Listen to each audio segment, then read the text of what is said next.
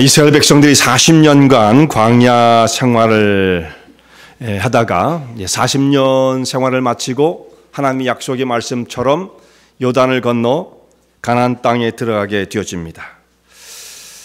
오늘 본문에 등장하는 아간도 이스라엘 백성들과 함께 거의 40년, 그 사람의 나이가 얼마나 됐는지는 모르겠습니다만 광야를 거쳤던 시간, 그도 함께 있었던 사람이죠. 최소한 20세는 넘었을 거예요. 그러니까 군사로 여리고성에 들어간 사람이라고 한다면 최소한 20세는 넘었겠죠.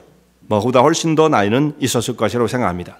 그 중에 아간도 이 가나안 땅, 하나님이 약속하신 땅에 들어가게 되어집니다. 그리고 하나님께서 약속하신 방법대로 여리고성이 무너지는 놀라운 승리를 경험하게 되어집니다. 하나님께서 주시고자 하신 그 약속이 하나씩 실현되어져 가고 있는 것을 그가 체험하게 되어집니다. 그는 승리의 당사자로서 전쟁에 참여하고 있었습니다.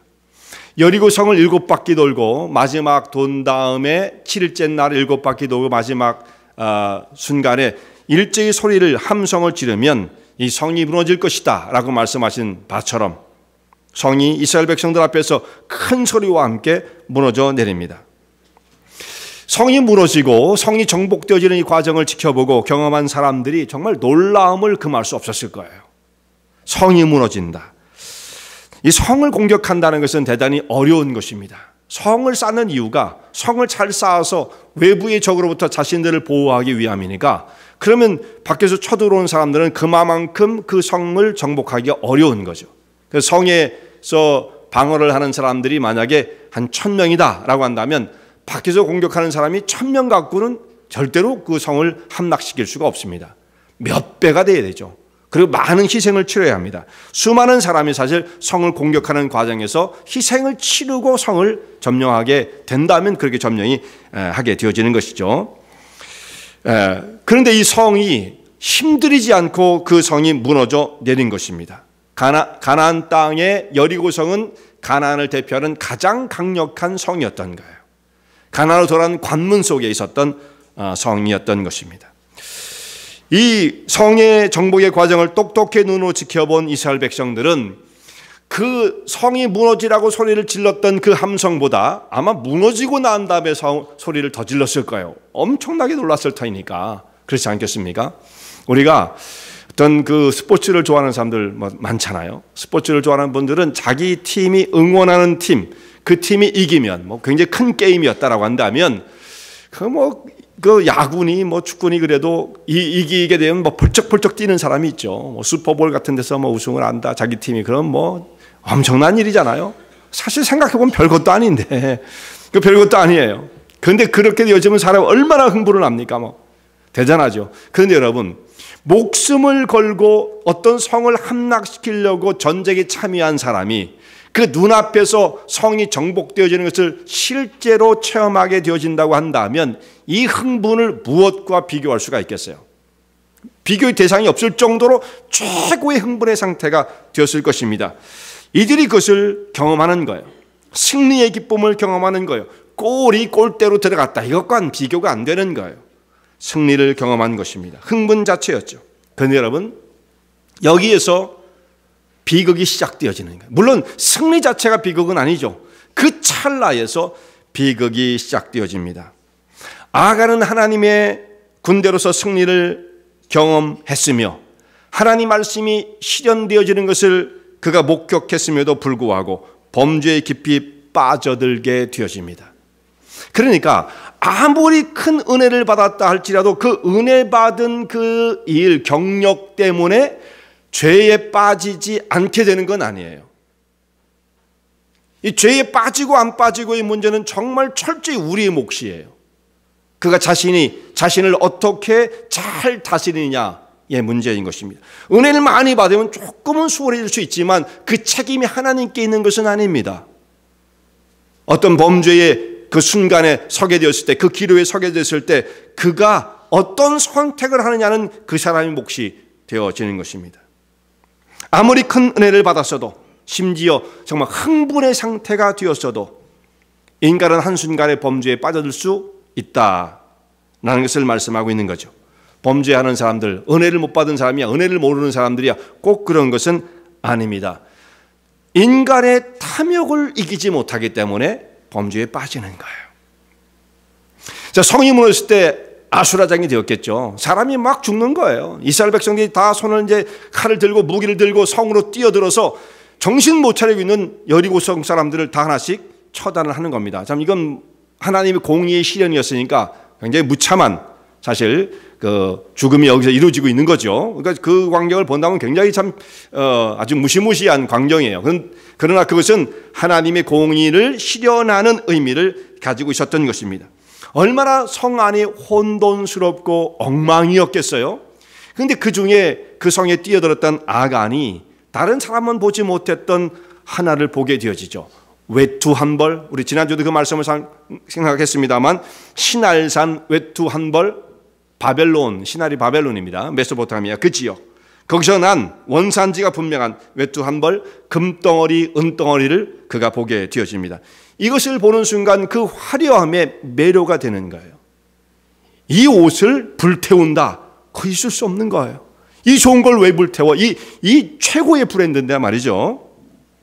그것을 보는 순간 이 아간의 마음에 탐욕의 마음이 사로잡히게 되어지는 거죠. 그 탐욕으로 마음이 사로잡히게 되어지는 것이죠. 마치 에덴 동산에서 말이에요, 하와가 뱀의 꼬임을 받았을 때 그 선악과를 딱 보는 순간 어떻게 되었다고 그랬어요? 그 선악과를 딱 보는 순간 먹음직도 하고 보함직도 하고 지롭게 할 만큼 탐스러워 보였다, 이렇게 말씀하고 있죠. 아간이 그 외투, 신할산 외투를 딱 보는 순간 어떻게 보였겠어요? 그거에 딱 대조를 시킨다면 보함, 입음직, 그렇죠. 잘 돌아가시는 분이 계세요. 예, 먹음직을 입음직으로 바꿔야지. 예, 입음직하고, 예, 한국말이 참 재밌어요. 입음직하고 보함직도 하죠. 보함직하고 정말 멋있게 보일 만한, 화려하게 보일 만한, 탐스럽게 보였다라는 것입니다. 그래서 그렇게 그것을 보는 순간 매료되어 눈을 뗄 수 없게 되었어요. 그는 그 순간 하나님의 말씀을 다 잊어버립니다. 여리고 성이 정복되기 전에 하나님께서 이들에게 경고하신 말씀이 있어요. 그 성을 너희들이 정복할 때 어떤 것도 손대지 말아라. 모든 것을 다 불로 태우고 동철, 불에 타지 않는 것은 하나님의 곳간에 두어라, 이렇게 말씀하셨습니다. 그러니까 아무도 그 성에 있는 것은 만지면 안 돼요. 그것은 하나님께 바쳐진 것이 되었습니다. 그러나 욕심에 저렵힌 아간은 하나님 명령이 분명히 있었음에도 불구하고 그것을 어기고 외투를 훔치고 은과 금덩어리를 훔쳐 자기의 장막 속에 깊이 감추게 되어집니다. 훔쳤다기보다는 이것을 자기 소유로 한 거죠. 전리품으로 생각했다라고도 볼 수 있겠죠. 남들 모르게 한 것은 물론 사실입니다. 아간은 광야의 생활을 체험했어요. 그리고 가나안 땅에 들어왔어요. 하나님의 언약의 백성들과 함께 그 숱한 세월을 같이 보냈습니다. 그리고 그동안 하나님의 살아계심을 생생하게 목격했습니다. 그럼에도 범죄를 피할 수 없었다. 공동체 안에 깊이 같이 인볼브되어 지체로서의 삶을 오래 살아간다 할지라도 그것 때문에 범죄가 나로부터 떠나가는 건 아니에요. 그 사람의 몫이에요. 그 사람의 선택의 몫입니다. 누가 시험에 들었다? 그 사람의 선택의 몫이에요. 참으로 안타까운 일이죠. 아간은 범죄를 피하지 못했습니다. 은혜의 한가운데 있으면서도 불구하고 이 사람은 결국 뭐예요? 은혜를 헛되이 받은 거예요. 형제들아, 은혜를 헛되이 받지 말아라. 사도 바울의 탄식이 있죠. 은혜를 헛되이 받는 사람이 있으니까. 아간은 자기 눈에 좋은 것을 취했습니다. 욕심을 부렸습니다. 남들이 어떻게 되든 상관하지 않았던 거예요. 그야말로 공동체가 어떻게 되든 상관하지 않았던 것입니다. 자기의 범죄로 말미암아 빚져지게 되어질 비극이 어떻게 되든 상관하지 않았던 거예요. 더 나아가서 하나님의 거룩한 영광이 훼손되든 말든 나는 내 욕심을 차리고 싶었던 것이 그의 마음이었던 것입니다. 그리고 그것을 몰래 빼돌려서 자기 장막의 은밀한 곳에 감춰두게 되어지죠. 이 일을 누가 할 것인가. 그리고 그걸 당장 입고 나오면 안 되겠죠. 몇 년간 탁 묵혀뒀다가 그 다음에 딱 꺼내보면 누가 할 것인가. 그때부터 자기는 부자가 되는 것이다. 꿈을 꾸고 있었을 것입니다. 아무도 모를 것이다. 세상에 누가 알랴. 그러나 여러분, 아무도 다른 사람은 모른다 할지라도 하나님은 알고 계십니다. 그리고 그가 저질러 놓은 그 죄, 다른 사람은 모른다 할지라도 그 죄가 남기는 영향력, 죄의 파괴력, 죄의 흔적은 남는 거예요. 죄의 흔적은 회개에도 남지 않습니까? 물론 그 방법밖에 없지만 이 죄의 심각한 파괴력을 오늘 여기서 보게 되어지는데요. 이스라엘 백성들이 이제 아간의 범죄 이후에 아이성을 공격하러 가게 되어집니다. 여리고성을 이제 무너뜨리고 그 다음 타겟이 아이성이었죠. 우리 지난주에 이 말씀은 연관되었기 때문에 살펴본 말씀이에요. 여리고보다 훨씬 더 작은 성이었습니다. 여리고성을 무너뜨렸다고 한다면 아이성은 손쉽게 넘을 것이라고 생각을 할 만큼 작은 성이었어요. 그리고 이제 사기가 올라 있어요. 이걸 사기라고 봐야 할지 아니면 무슨 또 흥분의 상태라고 봐야 할지 조금 우리가 구분을 해 봐야 하겠습니다만, 이들이 그래서 그 성을 얕보고 아이성을 얕보고 3,000명만 올라갔다가 36명 군사가 전사를 하게 되어지고 백성들이 도망을 치게 되어집니다. 그래서 아이성 앞에서 조그만 성이었지만 이스라엘 백성들 군사가 그 마음이 물같이 녹았다, 이렇게 말씀을 하고 있어요. 다 무너져 내리고 만가요. 이제 하나님 앞에 사람이 담대한 것은 말이죠, 하나님을 의지하는 믿음을 가지고 하나님께서 너는 의롭다, 사실 그런 인정을 받을 때 그보다 더 사람이 담대해지는 경우는 없어요. 곧 그러니까 믿음을 가질 때 사람은 담대해져요. 그러나 이 믿음이 약해질 때, 인간적인 곳에 서게 될 때, 자기중심적이 되어질 때, 욕심에 빠질 때 사람은 물같이 녹게 되어지는 거예요. 사람은 사자처럼 담대할 수도 있지만, 그래서 잠언서에 뭐라고 말씀하고 있습니까? 의인은 사자처럼 담대하지만 죄인은 뭐예요? 쫓아오는 사람이 없어도 도망하느니라. 마음이 뭔가가 불안한 거예요. 떳떳하지 못한 거예요. 마음이 늘 불안하고 불편해요.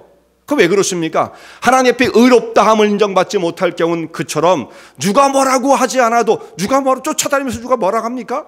스스로가 마음이 불편한 게 물처럼 마음이 녹아버리고 마는 것이죠.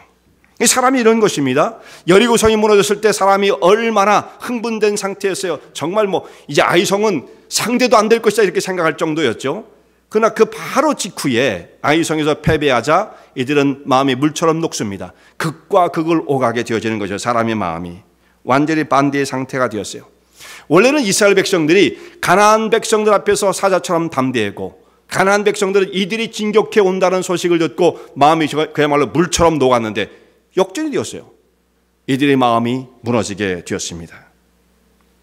하나님께서 이들에게 너희는 스스로 성결케 하라라고 하신 말씀을 여러 군데 하십니다. 요단강을 건너갈 때도 그랬죠. 너희는 스스로 성결케 하라. 하나님께서 이스라엘 백성들 그 공동체와 함께 하시기 위해서는 성결이 전제 조건이에요. 하나님께서 주의 백성들과 함께 동행하시며 그들을 이끌어 승리로 인도하시기 위해서는 성결이 전제 조건입니다. 왜냐하면 하나님은 거룩하신 분이시기 때문에 이 죄의 세력이 있는 곳에는 가까이 하지 않아야 하시는 겁니다. 죄가 무서워서는 아니죠. 죄의 그 더러움의 상태를 하나님은 용납하실 수 없기 때문에 그 가운데로 가까이 가시지 아니하시는 것입니다.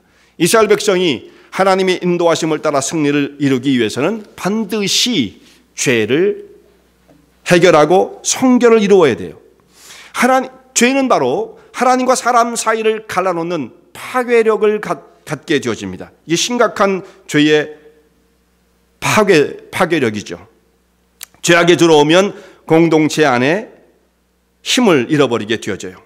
12절의 말씀을 보면, 우리가 읽었던 말씀 보면, 그 바친 물건을 너희 중에 멸하지 아니하면 내가 다시는 너희와 함께 있지 아니하리라. 죄가 들어오면 하나님과 사람 사이에 그야말로 벽이 쌓아지게 되어지는 것입니다. 에덴 동산의 그 범죄 이후에도 하나님과 사람 사이에 죄의 벽이 가로막히게 되어지는 것이죠. 죄는 이런 권세라고 말할 수 없지만 이런 파괴력을 가져요. 우리는 늘 죄를 그야말로 늘 짓고 있기 때문에 우리 일상생활이죠, 죄. 그래서는 안 되지만 제가 이렇게 말씀을 드린다고 해서 죄는 어차피 짓는 거니까 상관없다는 뜻이 결코 아닙니다. 아무리 죄를 짓지 않으려 해도 우리는 죄를 완전히 극복할 수 있는 능력을 가진 사람은 한 사람도 없습니다. 그러한 죄들이 어떻게 보면 우리는 지금 쉽게 사소하게 생각할지 모르지만 그것은 흔적을 남기고요, 무시무시한 파괴력을 갖습니다. 여호수아가 하나님께 기도합니다. 하나님, 어찌하여 우리가 요단을 건너와서 여기에 와서 실패를 경험하게 하십니까? 차라리 요단 건너편에 있었더라고 한다면 이런 일이 없었을 터인데, 이 백성이 하나님의 약속을 믿고 가나안 땅에 들어왔는데 실패하였으니 어떻게 하면 좋겠습니까? 가나안 사람들이 우리를 어떻게 보겠습니까? 앞으로 우리는 가나안 사람과 어떻게 전쟁을 하겠습니까? 이거 참 걱정이죠. 그래서 여호수아는 그것뿐만 아니라 하나님의 거룩한 이름이 이렇게 이방 백성들 가운데 조롱을 받게 되었으니 어떻게 하면 좋겠습니까? 탄식하며 하나님 앞에 기도를 드립니다. 그때 하나님께서 여호수아에게 이렇게 말씀하세요. 내가 죄악을 찾아내어 해결하라 말씀하십니다. 만약 그렇지 않다면 내가 더 이상 너희와 함께하지 않을 것이다. 범죄한 자를 찾아내어 그를 불로 처형하라. 무서운 말씀이죠. 이게 마지막 지옥의 심판 같은 그런 예표가 여기서 드러나고 있어요. 그를 불로써 처형하라. 가나안 땅에 들어가 하나님의 심판을 이루는 공의의 도구로 쓰여지는 이스라엘 백성들이 가나안 땅의 사람들보다 의롭지 못하다고 한다면 하나님의 도구로 쓰여질 수가 없는 거죠. 여러 세대에 하나님의 도구로 쓰여진 이방 백성들이 있어요. 그들은 어떻게 됩니까? 쓰임을 받고 난 다음에 당장 폐기 처분이에요. 하나님의 의를 나타내기 위하여 이스라엘 백성들을 징계하는 도구를 쓰긴 쓰셨지만 바벨론 폐기 처분이죠. 왜? 그들이 의롭지 못하니까. 아수르 폐기 처분이에요. 마찬가지로 이스라엘 백성들이 가나안 땅을 정복하는 것을 통해서 하나님의 의를 나타내시는데 그 의의 도구로서 바르게 쓰지 못하면 폐기 처분 되면 안 되잖아요. 이스라엘 백성은. 그러니까 너희들은 반드시 너희 안에 있는 죄를 제거하고 성결케 해야 한다. 그렇지 못한다고 한다면 거룩한 전쟁을 수행할 수 없다. 이렇게 말씀하시는 거예요. 그래서 너희는 스스로 성결케 하라. 범죄자를 찾아내어 그를 징벌하라. 하나님 말씀 무시무시합니다. 그를 징벌하라 말씀하세요. 그런데 여기에 그 무시무시한 하나님의 말씀 가운데서도요, 하나님의 자비와 긍휼이 들어있어요. 어떤 말씀이냐면 여러분 13절 말씀을 한번 보시기 바랍니다. 13절 말씀.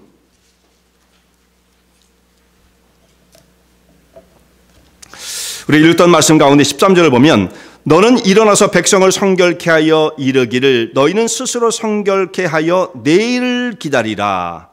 이스라엘 하나님 여호와의 말씀에 이스라엘아 너희 중에 바친 물건이 있나니 내가 그 바친 물건을 너희 중에서 제하기 전에는 너희 대적을 당치 못하리라. 자, 여기서 하나님께서 뭐라고 말씀하시냐면 여호수아에게 이스라엘 백성들을 성결케 하고 내일을 기다리라 이렇게 말씀하세요. 이 말씀을 해석해 보면 무슨 뜻이 됩니까? 이들에게 하루의 기회를 주셨다는 말씀이에요. 너희는 성결케 하고 내일을 기다려라. 내일 하나님께서 하나님의 역사를 이루실 것인데 그때를 대비하고 하루 동안 이 시간을 어떻게 쓸 것인지 그야말로 기회를 주신 거예요. 자, 이것은 이스라엘 백성들에 대해서는 어떤 의미를 갖고 있습니까? 지금 흥분의 상태였던 자들, 여리고성을 무너뜨리고 난 다음에 아마 그들이 태어나고 난 다음 그런 흥분을 처음 느꼈을 거예요. 그런 흥분. 여리고성이 무너지고 그 성을 칼날로 정복하는 그 시간, 전쟁에 승리하는 그 시간, 요단강을 건넌 것보다 더 그 굉장한 사건이었을 것입니다. 그 흥분의 상태에 있던 자들이 아이성 앞에서 무너져 내리고 난 다음에 극도로 또 이들은 의기소침에 빠지게 되어지죠. 이 사람이 모습이 그래요.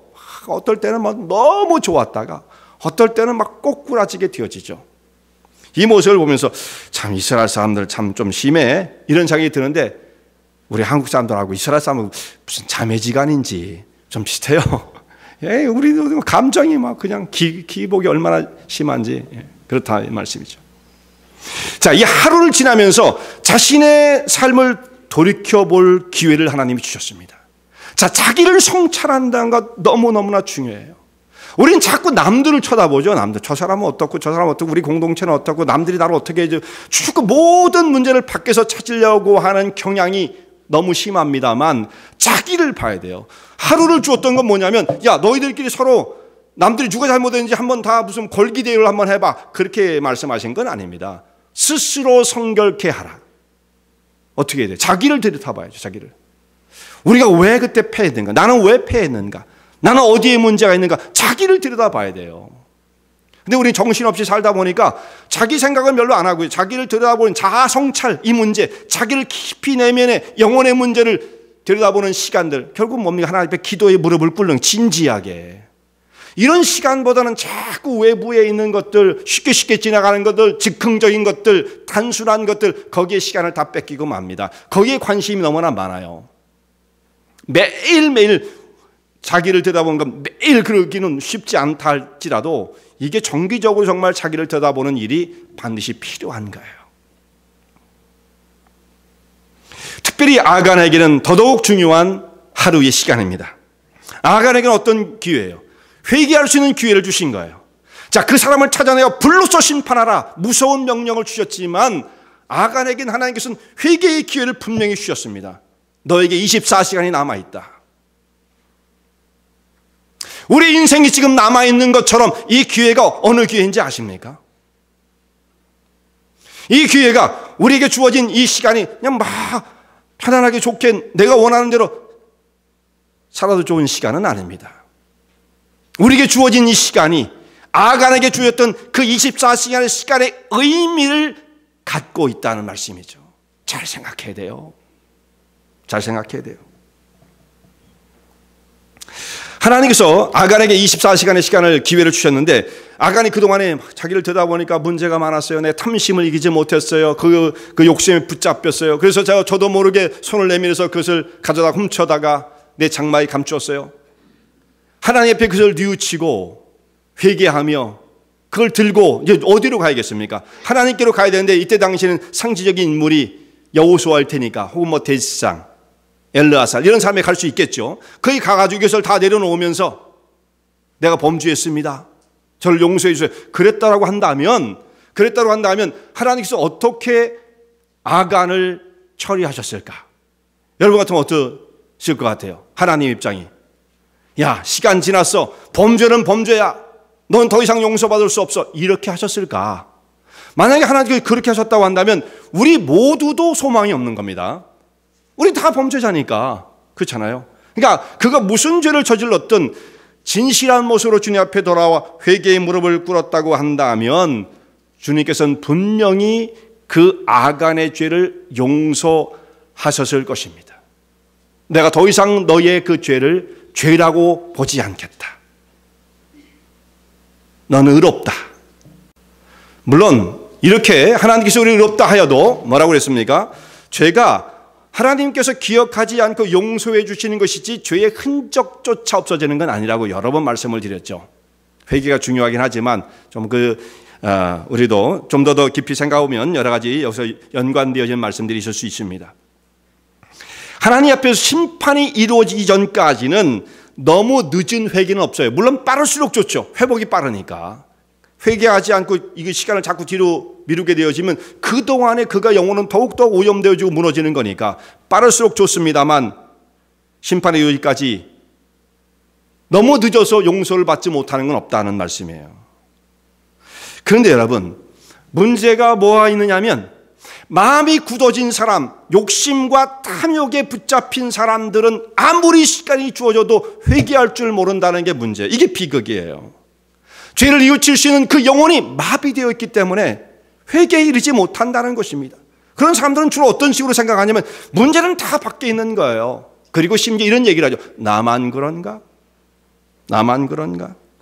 하나님 앞에서 삶을, 자기 영혼을 성찰하려니까 왜 남을 가지고 정죄를 하며 또 비교를 해서 나만 그런가? 이게 말이 안 되는 거죠.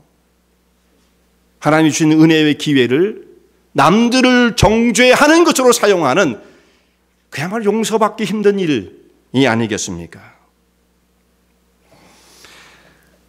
사람이 참으로 불행한 것은 영혼이 굳어지고 강팍해져서 회개에 이르지 못한다는 것이 불행한 것이에요. 예수님께서 그렇게 말씀하시지 않습니까? 회개하지 않는 자가 가장 큰 것이다. 성령을 회방하는 자, 성령을 어떻게 회방해요? 뭐 우리가 어떻게 한다고 성령을 회방하겠습니까? 회개하지 않는 거예요. 회개하지 않는 거. 그러면 성령을 회방하는 자는 결코 사하심을 받지 못한다는 말씀이, 회개하지 않는 자를 어떻게 사하시겠습니까? 바로 그겁니다. 가장 불행한 사람이죠. 자기의 죄를 끌어안고 굳은 마음을 가지고 심판의 자리로 나아가고자 하는 사람들, 가장 불행한 사람이 아니겠습니까? 그러나 또 반대도 있어요. 가장 행복한 사람은 누구인가? 여러분, 돈 많은 사람이 아닙니다. 뭐 대단한 권세와 능력을 가진 사람들이 아니에요. 이게 간단해요. 그것이 반대의 상태예요. 가장 행복한 사람은 누구냐? 가장 복된 영혼을 가진 사람이 누구냐? 회개하는 영혼이에요. 회개하는 영혼. 성경에서 말씀하는 바는 바로 그거예요. 회개하는 영혼, 그 영성을 가진 사람은 행복한 사람이에요. 로마서 3장에 있는 말씀 보면 시편의 말씀을 인용하면서 의인은 없나니 하나도 없다. 깨닫는 자도 없고 하나님을 찾는 자도 없고 다 치우쳐 한 가지로 무익하게 되고 선을 행하는 자도 없나니 하나도 없다. 정말 시인의 탄식이 나오죠. 거기에 자기가 포함되어 있어요. 나도 그렇다 뜻입니다. 사실 저도 그렇습니다. 아무도 이 땅에 발을 디뎌본 사람, 그리고 지금 발을 딛고 살아가는 사람, 앞으로도 올 사람 누구도 이 땅에 선한 사람 없어요. 의인 없어요. 다 치우쳐 무익하게 되었다라고 말씀하고 있습니다. 여긴 예외가 없습니다. 예외가 없어요. 이렇게 다 치우쳐 죄악의 세력에 붙잡혀 종노하고 있는 사람들의 그들에게 어떤 경우에 소망이 생기는 것입니까? 죄가 왕노릇을 하고 그 결과는 사망이 사람을 지배하며 왕노릇하는 거예요. 거기에 사람은 쩔쩔매는 거죠. 죄의 세력이 드라이브 하는 대로 끌려다닐 수밖에 없는 것이 인생의 모습이에요. 자기가 마음대로 다 하는 것처럼 보이지만 그렇지 않아요.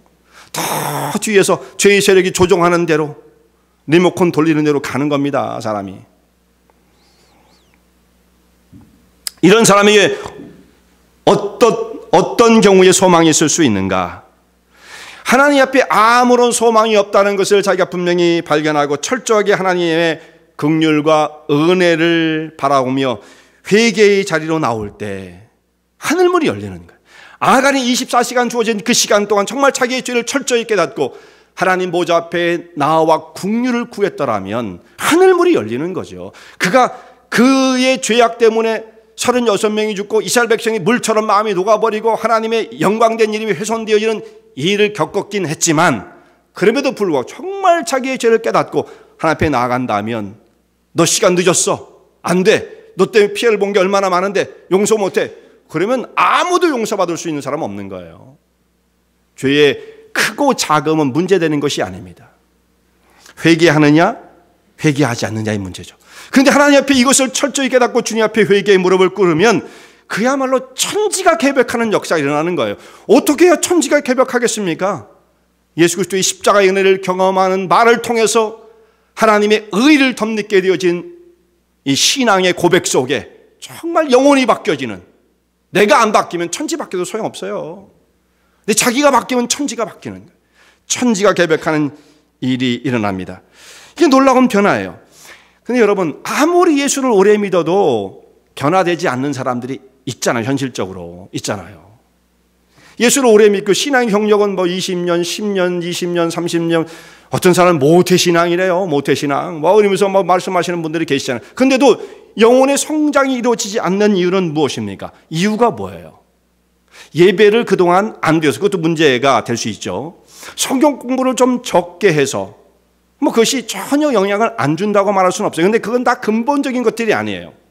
교회에서 평생토록 예배를 드리며 말씀을 들어왔던 경력이 있잖아요. 성경 공부도 이렇게 저렇게 다니면서 또 듣기도 하고, 그럼에도 불구하고 그렇다고 해서 영적인 성장이 일어나냐? 그렇지 않습니다. 어디에 문제가 있습니까? 말씀을 적게 알기 때문이 아니에요. 우리는 자꾸 그렇게 혼돈을 한단 말이에요. 문제는 그 사람의 심령 속에 생명이 들어있지 않기 때문이에요. 생명이 들어있으면 어떤 한 컨디션이 들어오면, 컨디션 안에 그 생명이 있으면 반드시 자라게끔 돼 있어요.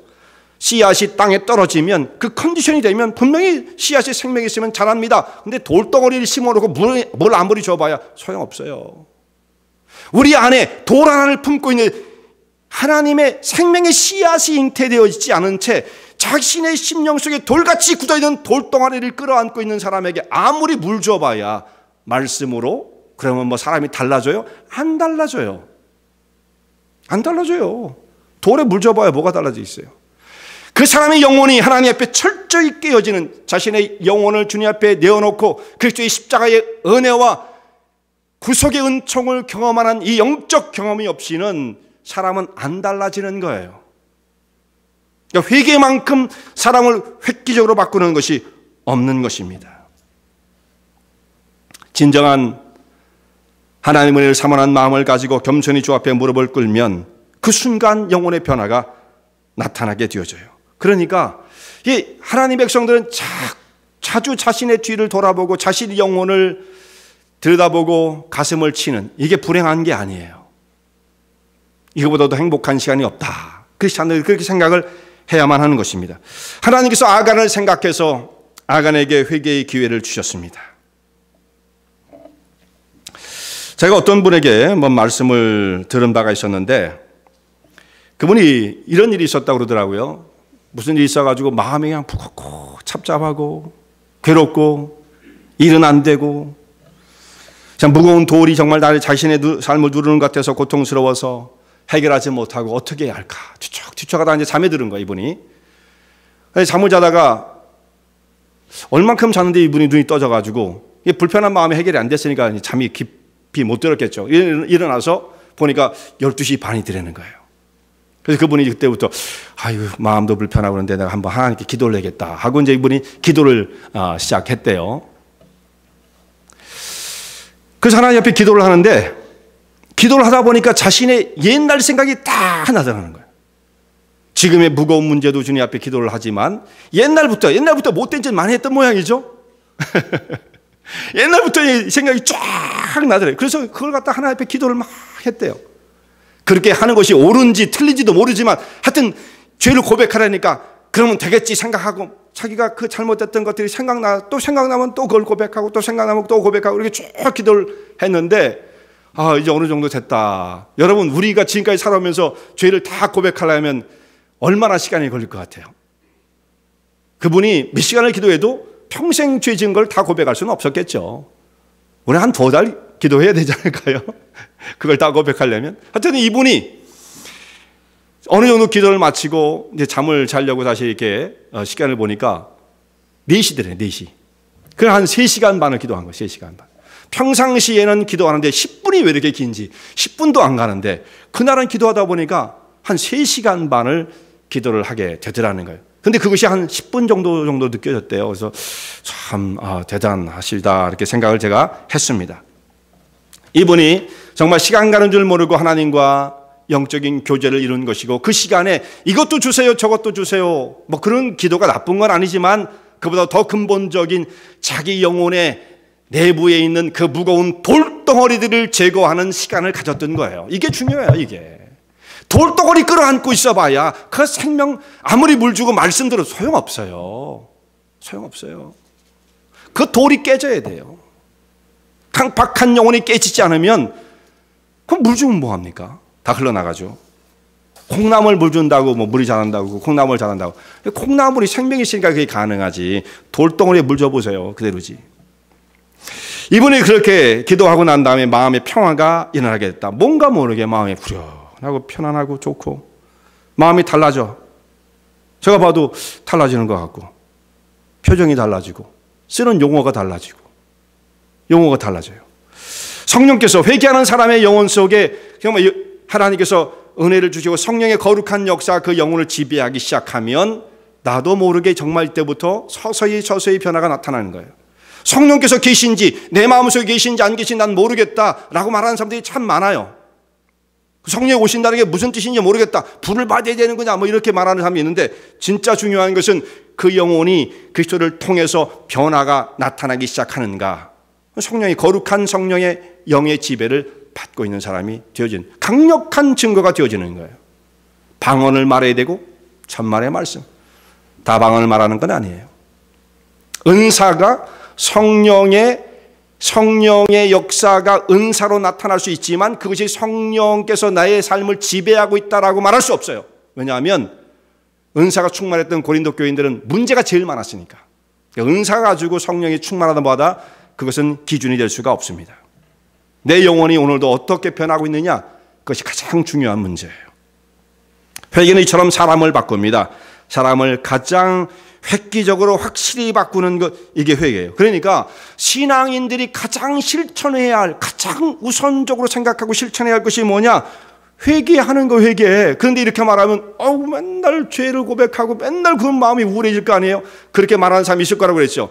그 사람은 아무것도 모르니까 그 말을 한다. 전혀 체험해보지 못했기 때문에 그 말을 한다는 것입니다. 회개해본 사람은 그때 가장 마음의 희열이 일어나고 가장 기쁨이 있는 시간, 눌림과 얽매임 속에 풀림을 받는 시간이에요. 그 시간이. 회개하는 사람이, 근데 난 맨날 눌려요, 고통이 있어요, 좌절이 있어요. 이 사람은 뭐냐? 회개를 하지 않기 때문이에요. 그 죄의 세력이, 그 권세가 그를 누르고 있기 때문에 벗어나지 못하는 것입니다. 거꾸로 알고 있는 거예요. 죄를 회개하면 늘 우울하지 않을까요? 아니야, 회개하지 않아서 그래요. 회개하지 않아서. 그걸 본인이 생각할 줄 모르죠. 영적으로 코드가 잘못 맞춰져 있으니까. 이거 하나만 잘하면, 회개 하나만 잘하면 모든 위로가, 하나님의 회복의 역사가, 능력이 이 가운데 임하게 되어지는 거죠. 그런데 많은 성도라고 본인 스스로 생각하는 사람들이 이 사실을 잘 못 깨닫고 있어요. 현대교회는 그저 참 미사력으로 예수 안에 충만하고 능력을 받고 긍정적인 생각을 가지고 그러면 잘 되고 축복받고 이런 이야기들을 하니까 좀 제가 그것을 비판해주고 싶지만 강단이라서 좀 절제를 하겠습니다. 그것은 진리가 아닙니다. 완전 그야말로 새빨간 거짓말입니다. 새빨간 거짓말. 성경을 전혀 알지 못하는, 그것은 그야말로 사교 집단들이나 하는 얘기들이에요. 그런데 그것이 온 세계의 현대의 기독교를 채우고 있다는 것이 문제가 되어지는 것이죠. 우리는 회개 하나만 잘한다면, 정말 아간이 이 기회를 정말 잘 활용했다고 한다면 하나님의 은혜와 축복을 체험하게 되었을 것입니다. 그런데 여러분, 여기서 이 본문이 끝나는 게 아니에요. 회개하지 않는 종말, 하지 않는 자의 종말이 오늘 본문에도 드러나 있습니다. 그에게 하루의 시간을 주었지만, 하나님께서 그에게 하루의 시간을 허용해 주셨지만 아간은 끝까지 회개하지 않았습니다. 그 다음날 아침 일찍이 여호수아가 일어납니다. 백성들을 다 불러 모읍니다. 하나님 명령을 받은 여호수아가 그 일을 수행하기 위해 아침 일찍이 일어나, 이게 성실과 열심을 말해준다고 그랬죠. 여호수아가 지금까지 다 그런 모습으로 살아왔어요. 요단강을 건너갈 때도 아침 일찍 일어나, 여리고성을 정복할 때도 아침 일찍 일어나, 그리고 마지막 내 7바퀴 도는 7일째는 새벽에 일찍 일어나, 이렇게 돼 있죠. 오늘 여기도 아침 일찍 일어나서 하나님의 말씀을 순종하고자 합니다. 근데 아침 일찍 일어나지 않은 그 말씀이 안 들어있는 말씀이 있었다고 그랬죠. 아이성을 칠 때는 그 말씀이 빠져 있어요. 적당히 해도 될 것 같아, 이런 생각을 했던 거죠. 근데 다시 이제 여호수아가 여기서 회복했어요. 아침에 일찍 하나님 명령을 수행하기 위해서 일어났습니다. 최선을 다하고 있는 거죠. 그 이스라엘 백성들 다 불러 모았습니다. 지파별로 다 불러 모았어요. 12지파가 여호수아 앞에 나옵니다. 긴장되는 순간, 어느 지파가 뽑힐 것인가 긴장되는 순간, 어떤 방법으로 뽑았는지는 모르겠지만 아마 제비뽑기가 아니었을까, 우림과 둠빔의 방법으로 그게 어떻게 적용되는지는 우리는 알 수는 없어요. 어쨌든 하나님 앞에서 기도하는 가운데 한 지파가 뽑혔는데 유다 지파가 뽑혔어요. 그러면 아간이 가슴이 덜커덩해야 될 거 아니겠어요. 이제라도 빨리 달려나가야 되지 않겠습니까? 근데 아간은 시침 뚝 떼고 뒤에 앉아 있는 것입니다. 앞으로 좀 앉으세요, 여러분들. 앞으로 좀 앞으로 뒤로 딱 앉아 있었단 말이죠. 아간이. 이런 괜한 오해를 안 받는 게 좋잖아요.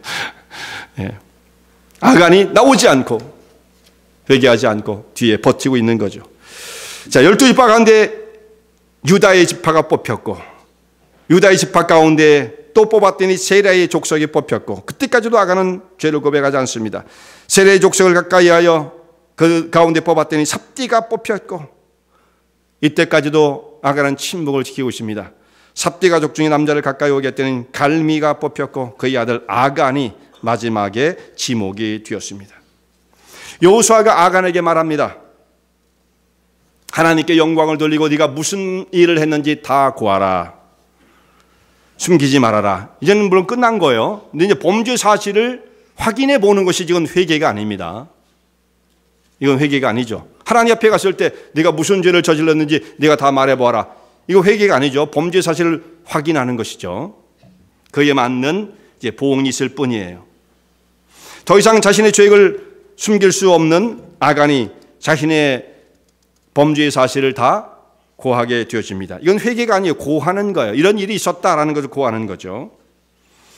하나님 앞에 범죄를 저지른 일들, 곧 노획한 물건 가운데 외투 한 벌, 금덩어리, 은덩어리를 제가 취하여 장막에 가져다 숨겨 놓았습니다. 여호수아가 사람을 보내서 그의 장막을 수색하게 했습니다. 그의 말한 대로 장막 땅속에 감추어뒀던 물건들이 나오게 되어집니다.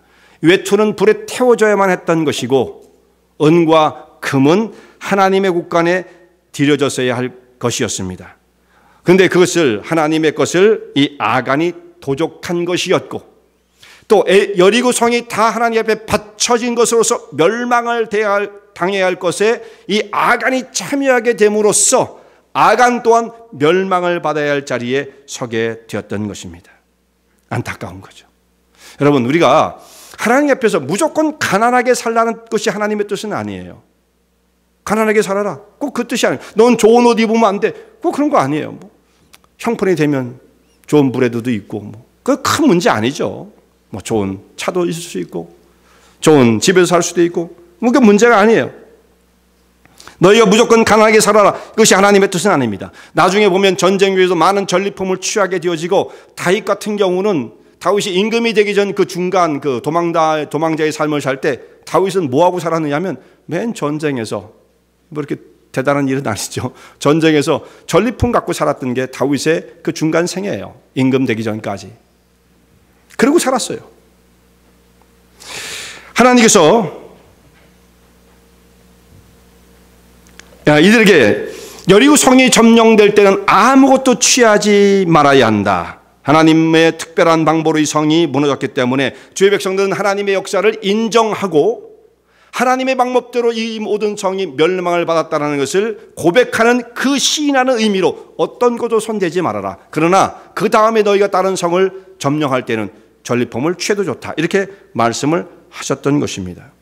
그러나 아간은 여리고 성에 들어가서 시날산의 외투를 보는 순간 마음에 일어나는 이 탐욕을 절제할 수가 없었습니다. 금덩어리, 은덩어리를 보는 순간 그 속에 주체할 수 없는 욕심이 솟아 올라왔던 것입니다. 이 귀한 것을 왜 불태워야 돼? 태우면 제가 되고 말 걸 이 유명 브랜드를 왜 불태워야 돼? 여러분, 과거에는 이 옷이 굉장히 비쌌어요. 금과 은보다 그 못지않게 이 옷이 비쌌습니다. 심지어는 말이죠, 이때는 예수님 십자가 달려 돌아가실 때보다 훨씬 더 앞에 시기 아닙니까? 한 1300년, 1400년 전 아닙니까? 이때는 얼마나 비쌌겠어요? 예수님께서 십자가 달려 돌아가실 때에도 옷이 얼마나 귀중한 것이었는지 죄수인 신분으로 예수님께서 십자가 달려 돌아가실 때 그 옷을 군병들이 나눠 갖지 않습니까? 속옷까지 갖지 않습니까? 제비 뽑아서. 그만큼 당시에는 옷이 아주 고가품, 귀중품이었어요. 그러니까 사람이 옷 한 벌로 평생을까지는 못 살지 몰라도 그렇게 사는 거예요. 몇 벌씩 있는 게 아니에요. 옷은 다 손으로 만들었기 때문에. 그래서 이것이 섬유 가공업 산업혁명이 일어나고 난 다음에 옷이 이제 흐려졌고 우리 몇 벌씩 입고 집에 가면 옷이 쌓여 있죠. 과거에는 이 옷이 굉장히 고가품이었던 것입니다. 그것을 왜 태운단 말인가? 저 금과 은을 왜 하나님 국간에 드려야 한다는 말인가? 내가 가지면 안 되는가? 이거 나만 봤는데 누가 알겠는가? 하면서 그것을 바라보는 순간 자기의 심령 속에 일어나는 욕심을 제어할 수가 없었습니다. 그래서 이스라엘 백성들 그리고 여호수아가 아간의 범죄를 발견해내고 그와 그의 가족들과 그에 속한 모든 소유를 다 이끌고 아골 골짜기로 가게 되어집니다. 그곳에서 이스라엘 백성들이 아간을 돌로 치고 모든 것을 다 불사르게 되었습니다. 철저하게 응징을 하는 것이죠. 거기에 큰 돌무더기가 쌓였는데 그것을 아골 골짜기라고 불렀다. 아골 골짜기는 고통의 골짜기. 아골 골짝 빈들에도 복음 들고 가오리다. 그게 아골 골짜기죠. 이 고통의 골짜기란 뜻이에요. 아간은 자신 마음속에 일어나는 탐심을 다스리지 못했기 때문에 또 하나님께서 그에게 회개의 길을 주었음에도 불구하고 회개를 거부했기 때문에 결국은 욕심의 노예가 되었죠. 이게 회개를 안 하는 사람들의 그 모습이 욕심을 부리는 사람, 자기중심적인 사람들의 전형적, 그야말로 스테레오타입이에요. 전형적인 모습이에요. 자기중심적인 사람, 그 마음을 갖는 사람은 절대로 회개하지 않습니다. 고집을 세우죠. 그리고 겁은 되게 많아요. 늘 불안해요. 사람이 욕심을 내어도 그것을 가지고 사람이 부자가 되는 것이 결코 아닙니다. 오히려 가난하게 된다라고 말씀하셨어요. 욕심을 부리고 막 가지려고 그러는데 그것 때문에 오히려 부자가 되는 게, 야고보서도 말씀하죠. 사람이 욕심을 내고 시기하며 살인까지 한다 할지라도 너희 것이 되지 못한다라고 말씀을 하고 있고요. 잠언서에 있는 말씀, 잠언서 11장 24절에 있는 말씀 보면 흩어 구제하여도 더욱 부하게 되는 일이 있나니 과도히 아껴도 도리어 가난하게 될 뿐이다. 이런 일이 있다는 말씀이죠. 내 것을 더 몰라는 욕심을 품는다고 해서 반드시 부자가 되는 게 아니에요. 반대의 경우들도 얼마든 있다는 말씀이죠. 사실 하나님 앞에 하나님께서 우리에게 주신 모든 것이 다 우리 하나님의 허락하신 바죠. 그것을 청지기의 모습을 가지고 잘 관리하고 성실한 마음을 가지고 살아가는 사람, 하나님이 기뻐하시는 모습으로 그걸 관리할 수 있는 능력을 가진 사람에게 주님은 더 마음 놓고 그야말로 베푸실 수가 있는 것입니다. 풍성한 것으로 얼마든지 필요를 따라 채워질 수가 있는 겁니다. 근데 내 거 이렇게 하는 사람들은요, 밸런스에는 숫자적으로는 돈이 많을지 모르지만 그게 의미가 없어요. 너무 가난하게 사니까, 평상시의 삶이, 그 마음 자체가 가난하니까, 마음 자체가.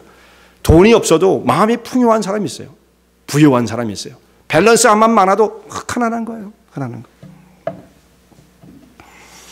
예수님께서 이렇게 말씀하십니다. 예수님께서 누가복음 12장에 있는 말씀 보면 탐심을, 삼가 탐심을 물리치라. 사람의 생명이 그의 소유에 있지 아니하다. 이렇게 말씀하셨죠. 탐심을 물리쳐라. 죽고 사는 문제가 사람의 소유에 달려있지 않다. 특별히 영원한 그 생명은 더더군다나 그런 것입니다. 그래서 모든 죄의 뿌리는 이 탐심에 있는 거죠. 아담과 하와가 타락했던 그 모습도 그거 아니겠어요? 딱 보자마자 먹음직하고 보암직하고 저렇게 할 만큼 탐스러워 보였죠. 이 탐심이 들어, 하나님처럼 되고 싶은, 그게 품을 수 있는 마음이겠습니까? 근데 하나님처럼 되고 싶은 그 탐심이 그 심령을 사롭게 되었을 때 뗄 수가 없었던 것입니다. 그래서 모든 죄의 뿌리는 탐심이에요. 내 이웃 것을 탐하지 말아라. 십계명의 맨 마지막 계명이 나오죠. 그 심령 속에 깊이 들어있는 것을 하나님이 아시기 때문에 탐심을 물리쳐라 말씀하시는 것입니다. 만약에 우리가 이것을 물리치지 못한다면 범죄 가운데 깊이 빠져들게 될 것이고, 또한 가난함을 면할 수 없다는 말씀입니다. 탐심, 이것은 우리에게 뭘 가져다 주냐? 가난함을 가져다 줍니다. 하나님 앞에서 하나님의 긍휼과 하나님의 풍요하심을 바라보고 살아가는 사람들에게 주님이 예비하신 더 크고 위대한 하나님의 능력으로의 삶을 채우셔서 진정한 부요를 누리게 해 주실 것입니다. 이와 같은 믿음의 길에 서신 주의 종들 되시기 바랍니다.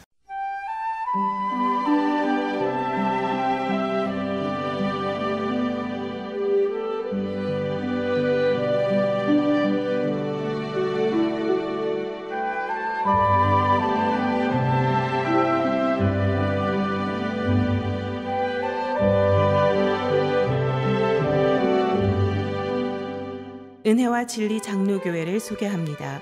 저희 교회는 15년 전에 시카고에 복음의 바람이 불게 하라는 하나님께서 주신 소명을 가지고 창립되었습니다. 어지러운 시대에 복음의 빛마저 퇴색되어가는 혼란한 때에 저희 은혜와 진리교회는 오직 하나님의 진리의 말씀을 온전하게 전파하고 복음의 능력 위에 생명력 넘치는 교회를 세워 1세와 2세, 앞으로 또 그 다음 세대가 함께하여 하나님의 나라를 세우는 일에 쓰임받고자 합니다. 영혼의 갈증과 무기력함으로 고통받는 분들을 생명의 세계로 초대합니다.